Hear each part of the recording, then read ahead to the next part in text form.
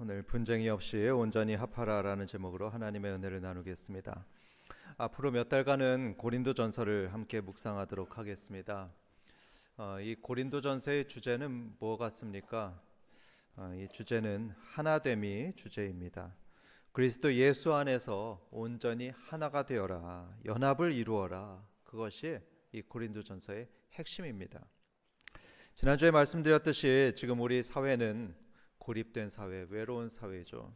청년들은 고립되고 노인들은 외롭게 살아가는 그런 파편화된 사회가 되었습니다.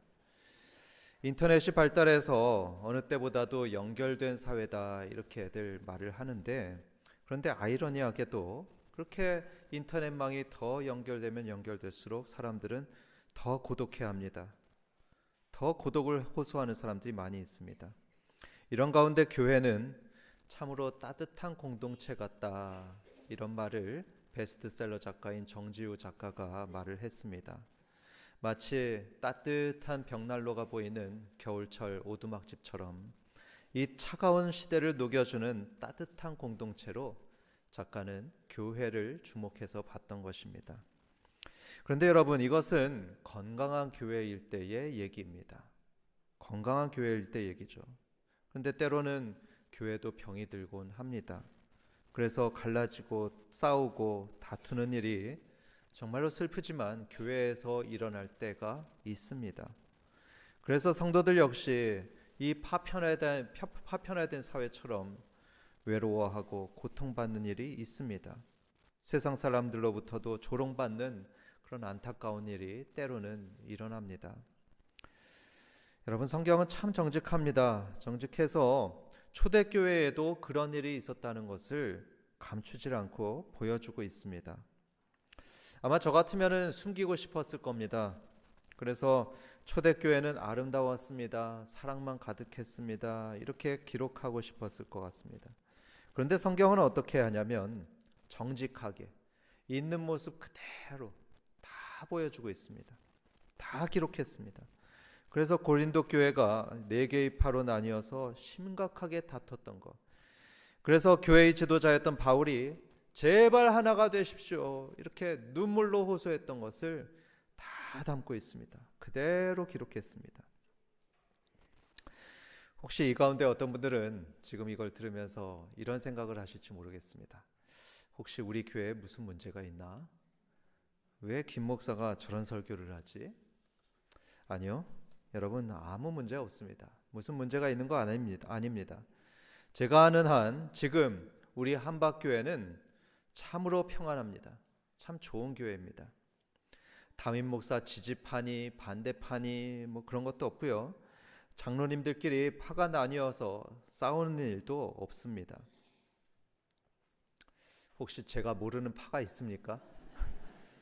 수통골의 미녀파니 뭐 만년동의 미남파니, 그런 거 있으면 해체하시기 바랍니다. 그런데 여러분, 교회는 죄인들이 모인 공동체이죠. 모든 교회가 다 그렇습니다. 아직도 죄인인 사람들이 모여 있는 것이 교회입니다. 우리는 예수님을 닮고 싶어서 매일 노력하는 사람들일 뿐입니다. 아직 완전하지 않습니다. 다들 연약하고 또 모난 것도 있는 그런 죄인들입니다. 그렇기 때문에 저는 정말로 그렇지 않기를 바랍니다마는 이 평온한 한박교회도 언젠가는 파당이 생길 가능성이 있습니다. 나뉘어서 서로를 미워하고 비난하는 일이 저는 정말 안 생기길 바라지만 생길 가능성은 얼마든지 있습니다. 그래서 예방 차원에서, 정말 예방 차원에서 이 나뉘고 다투었던 고린도 교회로부터 교훈을 받고자 합니다. 바라기로는 앞으로 약 5달 동안 이 고린도 전서를 함께 듣는 가운데 우리 한박교회가 더 하나가 되고 더 따뜻한 공동체가 될 수 있기를 주님의 이름으로 축원합니다. 본론으로 들어가겠습니다. 이 고린도 교회를 먼저 설명드리겠는데요. 이 고린도 교회는 한마디로 말하면 분쟁이 많았던 교회입니다. 참 분쟁이 많았습니다. 부자와 가난한 사람들 사이에 분쟁이 있었고요. 남자와 여자 사이 갈등이 있었고, 유대인과 이방인 사이에 갈등이 있었습니다. 특히 가장 큰 문제는 네 개의 파로 이 교회가 갈라져 있었다는 것입니다. 어떤 네 개의 파냐? 12절을 보면은 바울파, 아볼로파, 베드로파, 그리스도파 이렇게 네 개로 갈라져 있었습니다. 왜 그랬을까요? 왜 그렇게 하나의 교회에 네 개의 파로 나뉘어 있었을까요? 여러분, 세상 정치를 보면 파가 있는 것을 보게 됩니다. 한 지도자를 중심으로 해서 세력이 형성되죠.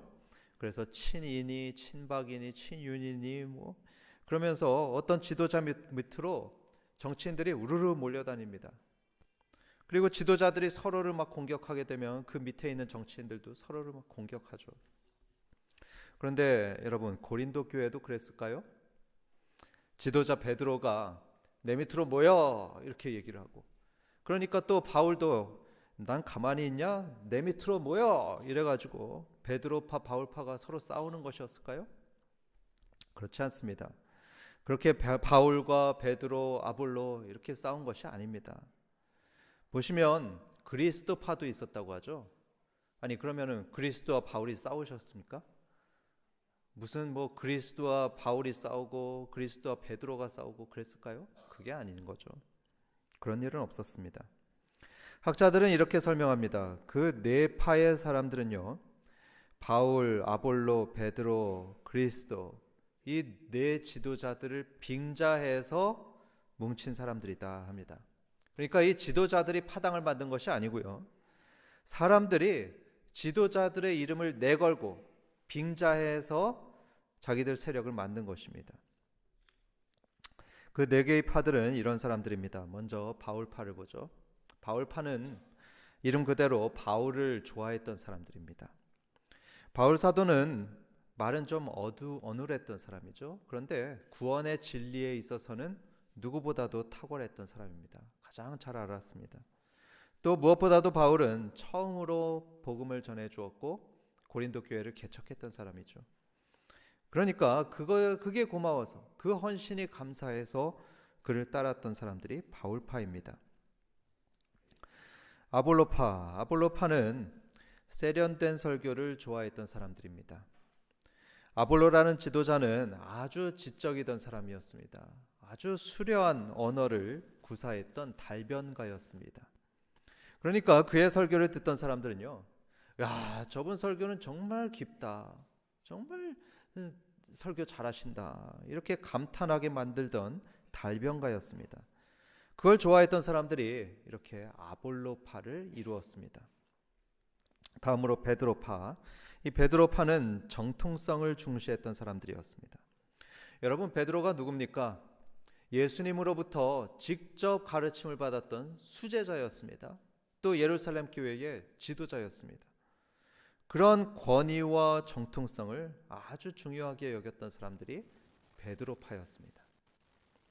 마지막으로 그리스도파가 있었죠. 이 그리스도파는 뭐냐면은, 우리는 인간은 따르지 않아. 인간을 지도자로 하는 게 아니고 그리스도만 따르는 사람들이야, 이랬던 사람들이죠. 언뜻 듣기엔 좋게 보입니다. 그런데 이 사람들도 다른 사람들처럼 상대방을 공격하고 무시했던 사람들이었습니다. 마치 자기들은 예수님과 직접 관계하는 양, 마치 예수님과 핫라인이 연결되어 있는 양, 자기들이 영적으로 엘리트라고 생각했습니다. 영적 엘리트 의식이 가득했던 사람들로 추정이 됩니다. 다시 말해서 고린도 교회는 네 파로 나뉘어 있었습니다. 그래서 자기들이 좋아하는 그 바울, 아볼로, 베드로, 그리스도를 내세우면서 서로 비난하고 싸웠습니다. 그러니까 이 상황을 안타깝게 여겼던 글로에라는 교인이 바울에게 편지를 보냅니다. 바울 선생님, 큰일 났습니다. 우리 교회가 네 파로 나뉘어 가지고 서로 싸우고 있습니다. 이거 어떻게 하면 좋습니까? 그러니까 그 소식을 들었던 바울은 이렇게 말을 했습니다. 하나가 되어야 합니다. 반드시 하나가 되십시오. 이렇게 피를 토하듯이 답장했던 것이 바로 오늘 우리가 보는 이 고린도전서 편지인 것입니다. 그것을 잘 보여주는 구절이 10절에 나와 있는데요. 10절 우리 함께 읽어보겠습니다. 형제들아, 내가 우리 주 예수 그리스도의 이름으로 너희를 권하노니 모두가 같은 말을 하고 너희 가운데 분쟁이 없이 같은 마음과 같은 뜻으로 온전히 합하라. 온전히 합하라 했죠. 하나가 되라는 말씀입니다. 그렇다면 여러분, 어떻게 교회는 하나가 될 수 있겠습니까? 온셈직이나 목장이 어떻게 하나가 될 수 있을까요? 파당을 짓지 않고 온전히 하나가 되는 그 방법은 무엇일까요? 바울 사도가 말했던 두 가지를 지금부터 보겠습니다. 첫 번째로는 말을 주의해야 합니다. 말을 주의하라. 말을 주의할 때 우리는 하나가 되고 하나 된 것을 지킬 수가 있습니다. 10절을 다시 보십시오. 10절을 보시면 거기서 바울은 첫 번째로 말에 주목하고 있는 것을 보게 됩니다. 모두가 같은 말을 하고 라고 되어 있죠. 이 갈라진 교인들한테 무엇보다도 같은 말을 하라 이렇게 권하고 있습니다. 여러분, 이 고린도전서를 앞으로 계속 보시게 되면 바울은 이런 말들은 하지 말아라 이렇게 자주 말하고 있는데요. 어떤 말이냐면 자랑하는 말, 모욕하는 말, 비방하고 판단하는 말, 원망하고 불평하는 말, 이런 말들은 하지 말아라. 이런 말들은 분쟁을 일으키는 말이다, 교회를 깨는 말이다 말을 합니다.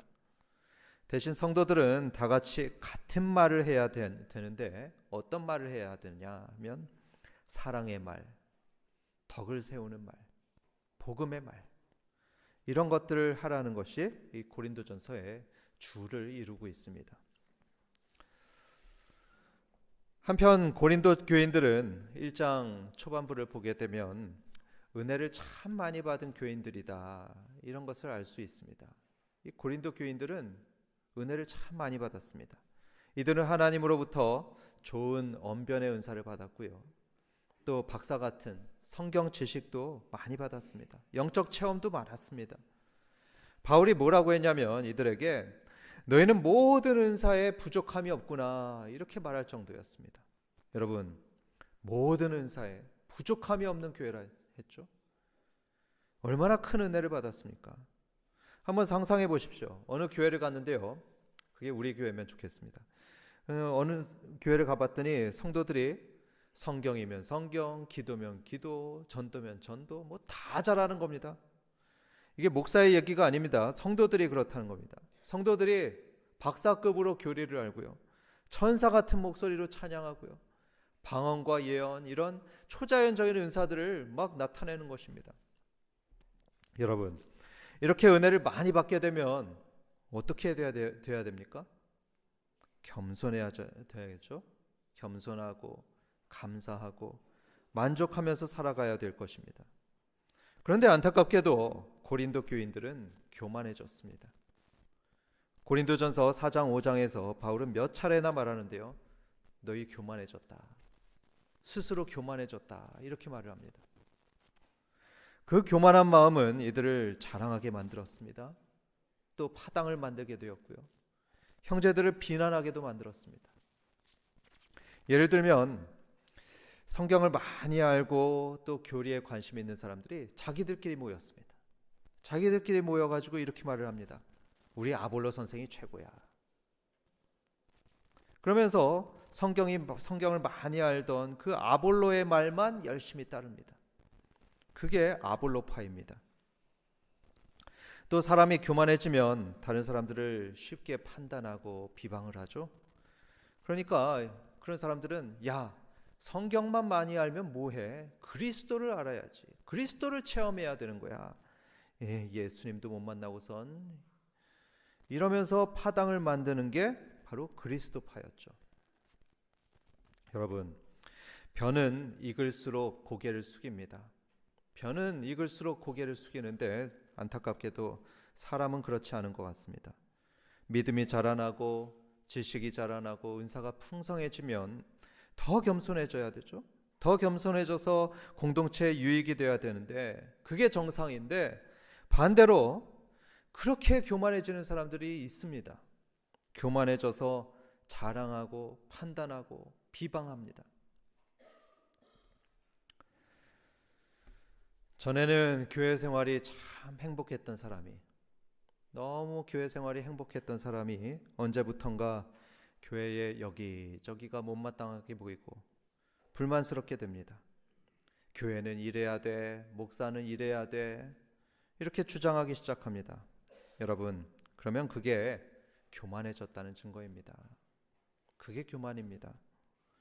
이런 사람들은 자칫하면 자기 생각하고 맞는 사람들하고 파당을 만들고 또 공동체에 균열을 만듭니다. 사랑하는 성도 여러분, 사도 바울은 이런 일들이 고린도 교회에 이미 일어났기 때문에, 지금 굉장히 꾸중하고 있습니다. 매섭게 꾸중하고 있는데요, 이런 일이 없는 우리 한박교회에는 경고의 말씀으로 주신 줄 믿습니다. 바라옵기는 우리 성도님들은 믿음이 자라날수록 더욱더 겸손해지셔서 어떤 악한 말을 하는 대신에 사랑의 말, 덕을 세우는 말, 복음의 말, 이런 말만 하심으로써 더욱 하나가 되는 한박교회가 되기를 주님의 이름으로 축원합니다. 교회가 하나가 되는 법, 그 두 번째로 우리는 십자가에 달린 예수님을 중심에 둬야 됩니다. 십자가에 달리신 주님을 중심에 둬야 된다. 오늘 바울은 이렇게 권했습니다. 같은 마음과 같은 뜻으로 온전히 합하라 했는데요, 이 같은 마음과 같은 뜻은 십자가의 예수님을 뜻합니다. 저 십자가에 달리신 예수님을 중심으로 해서 하나가 되어야 한다. 이것이 고린도전서 1장 2장의 핵심입니다. 십자가의 예수님을 중심으로 사람들이 하나가 된 일이 요한복음에 나타나는데요, 요한복음 19장을 보면 예수님께서 십자가에 죽어가고 계셨습니다. 예수님이 죽어가고 계시던 바로 그때에 그 십자가 아래에는 두 사람이 있었죠. 그 두 사람은 예수님의 어머니인 마리아와 예수님의 제자 요한이었습니다. 예수님은 먼저 요한을 바라보면서 어머니 마리아에게 이렇게 말씀했습니다. 여자여 보소서, 아들이니이다. 이게 무슨 말이냐면 제자 요한이 앞으로 자기를 대신해서 어머니의 아들이 될 것입니다 말씀한 것입니다. 다음으로는 이 제자 요한을 향해서 보라, 너희 어머니다 했습니다. 이제부터 이 마리아가 너희 어머니다 말씀한 것이죠. 이후로 요한은 말씀대로 마리아를 자신의 어머니로 삼아서 자기 집으로 모셨습니다. 성도 여러분, 이처럼 예수님의 십자가는 우리를 하나 되게 만드는 것입니다. 서로 남남이던 이 한 여인과 한 청년이 저 십자가 아래에서 가족이 되었습니다. 뿐만 아니라 이후로도 저 십자가 아래에서 여자와 남자, 종과 주인, 이방인과 유대인, 부자와 가난한 사람들이 하나가 되고 또 가족이 되었습니다. 여러분, 저 십자가의 모양이 바로 그것을 상징적으로 보여주지 않습니까? 양옆으로 이어져 있죠? 또 위아래로 이어져 있습니다. 서로 섬처럼 나뉜 이 사람들을 십자가의 예수님께서 연결해 주시는 것입니다. 우리를 하나 되게 하셨습니다. 또 하나님과 우리 사이, 그 창조주와 피조물 사이에 엄청난 간극을 십자가로 연결해 주셨습니다. 그래서 우리를 하나님의 자녀로 만드시며 하나님과 하나가 되게 만드셨습니다. 그래서 우리는 저 십자가를 보면서 우리는 이걸 기억해야 합니다. 이걸 반드시 기억해야 하는데요, 저 십자가는 우리가 하나가 되어야 한다는, 하나가 되라는 강력한 상징이고 강력한 메시지가 됩니다. 여러분, 우리가 하나님하고 하나가 되고 이웃과 하나가 되게 하시려고요, 우리 하나님의 아들 예수님께서 뭘 하셨습니까? 저기에서 피를 흘리셨습니다. 자기 생명을 바치셨습니다. 큰 희생을 하셨죠. 그런데 만약에 예수님께서 그렇게 하나가 되신 것을, 하나 되게 하신 것을 깬다? 그것도 내가 그 교회를 깨트리는 주역이 된다고요? 그러면 안 됩니다. 절대로 그러지 마시기 바랍니다. 우리 가정을 한번 볼까요? 위기 가운데 있는 가정들이 참 많이 있습니다. 지금 참 많이 있는데요. 저는 심지어 선교사님들도 그렇게 부부 상담을 받는 것을 인도에서 봤었습니다. 여러분, 왜 그렇게 하나가 되어야 될 부부 관계가 갈라지고 찢어지고 흔들리고 있을까요? 그 이유는 동일합니다. 첫 번째로는 잘못된 말을 해서 그렇습니다. 잘못된 말을 하죠. 연애할 때는 그런 말을 안 했었는데 결혼 생활이 오래되면서 서로에게 비방하는 말하고 모욕하는 말, 판단의 말, 불평의 말을 하면서 부부관계가 깨어지고 금이 갑니다. 두 번째, 두 사람이 십자가의 예수님을 중심에 두지 않을 때 그런 일들이 벌어집니다. 여러분, 성별이 다르고 성격도 다르고 그렇게 전혀 다른 두 사람이 하나가 될 수 있는 건요, 그건 십자가밖에 없습니다. 십자가뿐입니다. 오직 예수님의 십자가를 함께 바라볼 때 우리는 하나가 됩니다. 그런데 한 사람은 예수님을 믿고 예수님 말씀 따라서 생명의 길로 가는데, 근데 다른 사람은 예수님의 말씀을 무시하고 사망의 길로 간다면, 그러면 어떻게 그 두 사람이 하나가 될 수 있습니까? 하나가 되기가 힘들죠. 그래서 저는 누가 만일 부부간에 갈등이 있다 하면요, 무엇보다도 신앙을 먼저 점검하게 합니다. 신앙을 먼저 점검하십시오. 어떤 상담 기법으로도 잘 안 되는 게 이 부부 갈등인데요. 그런 상담 방법 대신에 두 사람 다 십자가 아래 엎드리게 되면요, 서로의 성격 차이, 무슨 재정 문제, 그게 다 사소한 문제가 됩니다. 아무것도 아닌 문제가 돼버립니다. 두 사람의 영이 십자가 아래 하나가 된다면, 그 십자가 아래 엎드리게 된다면 그 모든 인간적인 차이와 불편함, 그런 것들은 다 용납할 수 있는 겁니다. 한번 해보십시오. 십자가 아래 엎드리십시오. 교회도 마찬가지입니다. 하나님의 천국 가족인 이 교회도요, 말 때문에 금이 갑니다. 말 때문에 분열되고 또 금이 갑니다. 또 함께 십자가를 보지 않고 그 앞에 엎드리지 않을 때 하나가 되지 못합니다. 그래서 사랑하는 성도 여러분, 같은 말을 하셔서 사랑의 말을 하고 덕을 세워주는 말하고 복음의 말, 이런 말을 하시기 바랍니다. 그리고 십자가의 예수님을 중심으로 사시기를 바랍니다. 만약에 서로 갈등이 생기고 또 관계에 문제가 생기면요, 어떻게든지 저 십자가로 가십시오. 저 십자가 아래 엎드리시길 바랍니다. 그럴 때 우리는 모든 차이를 넘어서 하나가 될 수 있습니다. 결론을 맺겠습니다. 여러분, 병원에서 만약에 의사하고 간호사하고 분쟁이 일어나게 되면요, 그럼 무슨 일이 벌어지죠? 병원이 마비되죠. 그리고 환자를 제대로 치료할 수 없습니다. 마찬가지로 교회 안에 분쟁이 생기게 되면 교회 기능이 마비됩니다. 교회의 사명인 영혼을 치료하고 또 구원하는 일이 마비가 됩니다. 그래서 여러분, 적어도 교회의 리더인 사람들은요, 영적 지도자들은 교회가 하나가 되게 하는데 정말 앞장서야 됩니다. 교회가 하나가 되는 것을 지상 과제로 삼으셔야 됩니다. 오늘 말씀에 바울이 했던 말도 그렇습니다. 내가 주 예수 그리스도의 이름으로 너희를 권하노니 했습니다. 예수님의 명령이라고 했습니다. 예수님의 이름으로 하는 강력한 권고이고 강력한 명령인데요, 그게 무슨 명령이죠? 온전히 합하라 했습니다. 온전히 합하라, 하나가 되라는 명령입니다. 여러분, 고린도전서를 보면은 다른 편지들하고 좀 다른 것을 느끼게 됩니다. 다른 편지들하고 다르게 혼내는 말씀을 굉장히 많이 하고 있는데요, 그게 다 무슨 내용이냐 하면 왜 하나가 되지 못하냐, 이런 내용입니다. 고린도 교인들아, 하나가 되어라. 왜 하나가 되지 못하느냐, 이렇게 꾸중하면서 권면하는 게 이 편지의 줄을 이루고 있습니다. 예수님도 같은 말씀을 하셨습니다. 예수님이 이 땅에 오신 이유가 뭡니까? 요한복음 17장에서 예수님은 말씀하셨습니다. 하나님 아버지께서 삼위일체로 하나이신 것 같이 제자들도 하나가 되게 하려고 내가 왔다, 이렇게 말씀하셨습니다. 우리가 하나가 되는 것, 그게 바로 예수님의 소원이고요. 사명이셨습니다. 그래서 여러분, 교회 지도자의 사명, 영적 지도자의 임무가 무엇이냐 하면요, 교회가 하나 되게 하는 것입니다. 교회가 하나 되게 하는 것, 그게 교회 지도자들의 사명입니다. 중직자들께서는 꼭 기억해 주시기 바랍니다. 교회가 하나가 될 때 전도가 됩니다. 교회가 하나가 될 때 영적인 성숙이 일어나고요.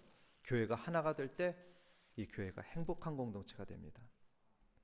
그래서 우리 한박교회는 마치 벼가 익어가면서 고개를 숙여가듯이 신앙이 성숙해질수록 더 겸손해지시고, 그러면서 더욱 하나가 되는 사랑의 공동체가 되기를 주님의 이름으로 축원합니다.